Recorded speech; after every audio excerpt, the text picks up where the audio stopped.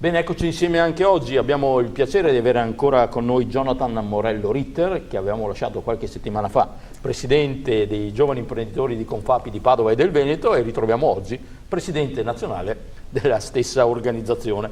Ricordiamo che Confapi è un'organizzazione di impresa nazionale cui fanno riferimento 83 aziende con circa 800.000 lavoratori.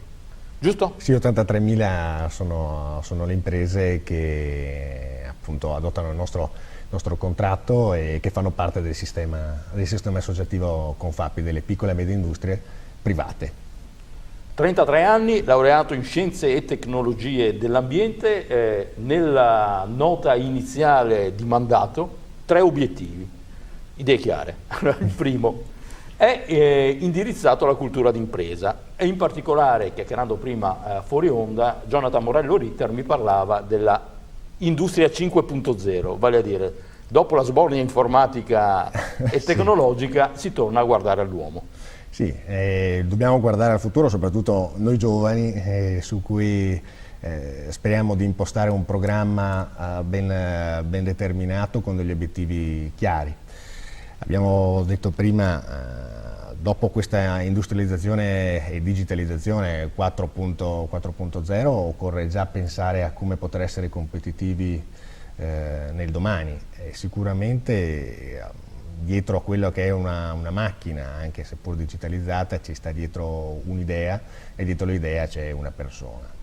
Per essere competitivi è necessario investire sul capitale umano, sui famosi cervelli.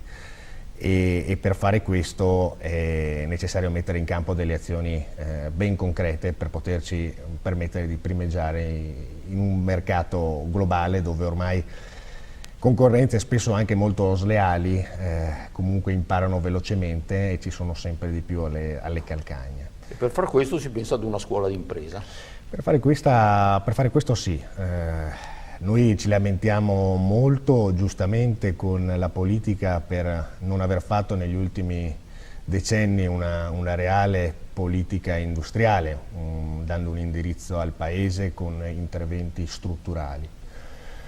E su questo ci batteremo e ci battiamo ogni giorno perché questo possa avvenire. È vero anche però che la piccola e media impresa, anch'essa è rimasta dagli anni 80 con una connotazione pressoché familiare. Noi abbiamo un 96% di piccole e medie imprese che sono sotto i 6 addetti, ok? Quindi abbiamo una struttura che non è in grado oggi di competere in maniera ottimale in un contesto non più provinciale ma ormai globale, dove sono necessarie delle nuove competenze appunto di digitalizzazione, ma anche e soprattutto di managerialità di impresa, per l'internazionalizzazione magari della stessa, o comunque per nuove metodologie di vendita, di marketing.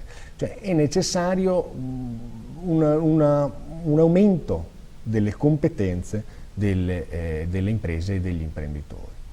Trasformare quella che è oggi una società fatta di un imprenditore e poi di lavoratori, in realtà in una società manageriale dove emergono anche delle figure apicali in grado poi di sostenere l'imprenditore anche nelle decisioni e soprattutto nelle diverse attività che oggi sono nate, che sono necessarie per poter rendere competitiva l'impresa. L'idea iniziale era proprio di creare una scuola, poi insomma ci si è ridimensionati, si pensa invece ad un affiancamento a delle strutture No, non è un ripensamento. La scuola nasce, c'è ed è organizzata come tale, ma noi dobbiamo pensare una business school, ma dobbiamo cominciare a pensare alla business school come contenuto, non come contenitore. No, certo. Okay. Quindi business school vuol dire sì, esisterà e avrà la sua struttura e la sua autonomia, ma quello che potrebbe essere assolutamente importante, parlando anche con dei colleghi che effettivamente hanno detto attenzione Jonathan, guarda che bene, ok avere una sede, ok avere, certo. Però perché non utilizzare dei contenitori già esistenti, chi è già strutturato, chi magari è già in grado di dare a disposizione, ha necessità magari di dare a disposizione delle strutture. Quindi qua, oltre alla necessità e l'opportunità di condividere ad esempio delle strutture con delle università, degli istituti privati, tecnici, e con il quale c'è l'opportunità poi di scambiare anche determinate informazioni, esperienze, di creare per esempio con l'università progetti di ricerca, di andare a mettere insieme quelle che sono figure universitarie, quelle che sono studenti, quelli che sono figure apicali e imprenditori che dovranno seguire la scuola. E quindi lì c'è anche un incontro tra mondo dell'imprenditoria e mondo scolastico universitario che ad oggi, come più che mai, c'è un grossissimo scollamento tra queste due realtà. Quindi, ecco, però qui guardiamo appunto le figure apicali, al management. Mi pare che proprio qua abbiamo parlato di un altro problema che c'è oggi sul territorio, che è quello di trovare forza lavoro. Sicuramente, questo fa parte di quell'indirizzo di cui parlavamo prima anche della politica, perché abbiamo due problemi. Da una parte imprenditori, imprese che cercano delle figure che non riescono a trovare, che non riescono a sostituire magari delle persone che vanno in pensione perché non hanno la formazione che necessitano. C'è uno scollamento. C'è uno scollamento. Dall'altra parte abbiamo un surplus di figure professionalizzate ma non necessarie al mondo imprenditoriale.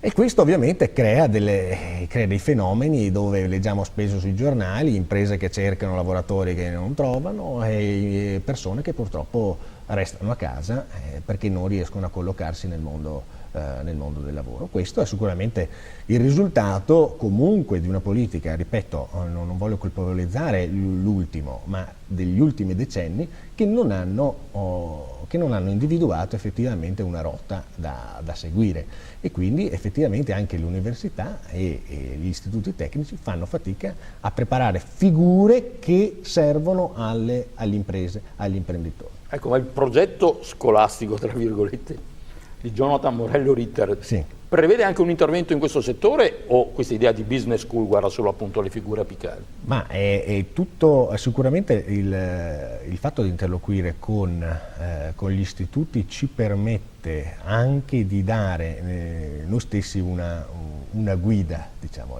sia agli imprenditori che agli istituti. Su come e cosa fare per preparare gli studenti all'entrata del mondo del lavoro. Noi abbiamo dei problemi che sono ovviamente chiari, palesi.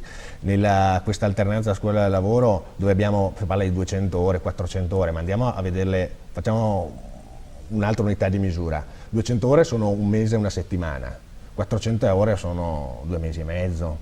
Allora, di lavoro. In un mese e mezzo uno studente non impara a lavorare. In un'alternanza scuola-lavoro che spesso è fatta magari nel periodo estivo dove aziende metalmeccaniche sono chiuse, semi-chiuse o comunque in sottoproduzione. E idem con 400 ore.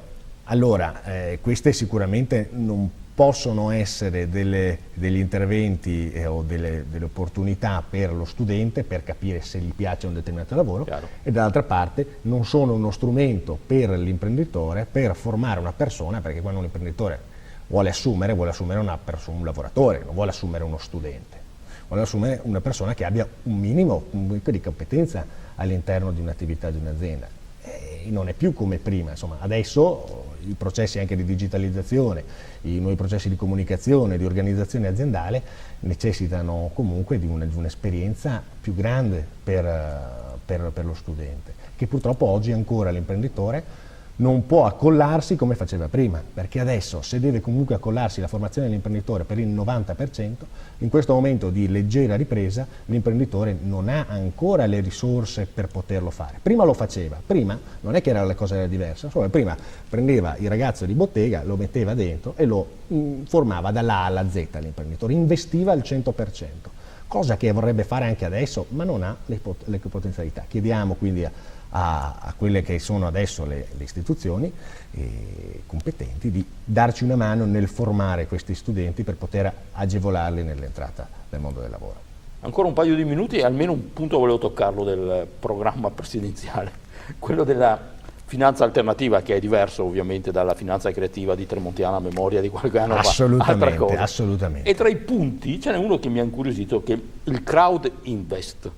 Sì, allora abbiamo diversi nomi. Un azionariato diffuso. Sì, c'è crowd investing, crowd lending, invoice trading, sono tutta una serie di nomi particolari, ma non hanno importanza perché comunque non sono altro che sinonimi di finanziamento. Certo. Oppure sinonimo di anticipo di fatture, Ma il crowd crediti. però fa pensare alla rete, quindi voglio dire un Sì, finanziamento diffuso. esattamente. Allora noi abbiamo la possibilità, diciamo, di investire nelle aziende, di dare soldi alle aziende non tramite il normale canale bancario, ma attraverso diciamo, un canale alternativo, quindi da qui finanza alternativa, che sono comunque dei fondi privati legittimati a fare questa attività, che credono, diciamo, nell'impresa.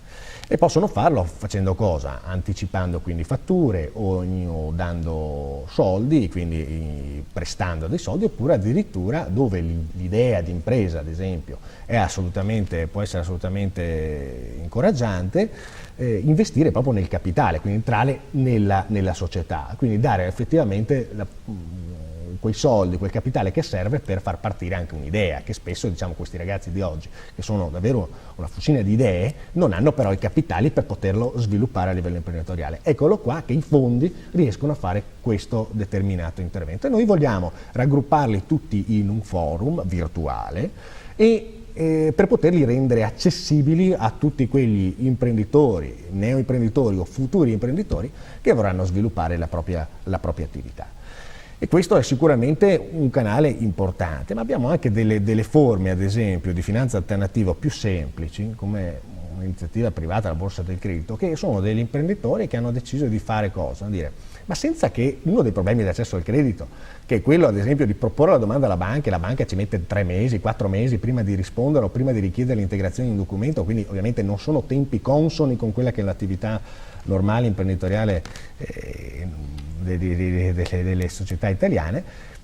Cosa fa? Fa un censimento a monte di quello che è l'imprenditore, quindi va da questa borsa del credito, gli dà una volta per tutte i documenti, perché ricordiamo che i documenti sono sempre gli stessi che chiedono le banche, però ogni volta c'è un problema, bisogna ricominciare.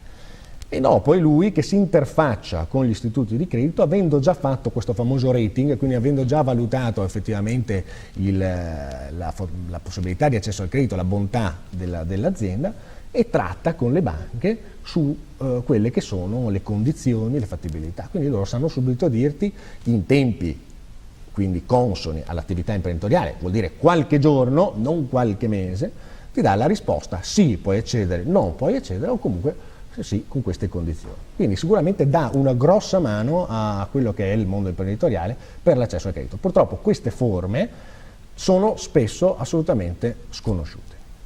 Grazie a Jonathan Morello Ritter, neopresidente nazionale dei giovani imprenditori di Confapi. In questo periodo di termine anno e inizio dell'anno nuovo, insomma, un augurio di buon anno e di buon lavoro. Grazie. A voi, alla prossima.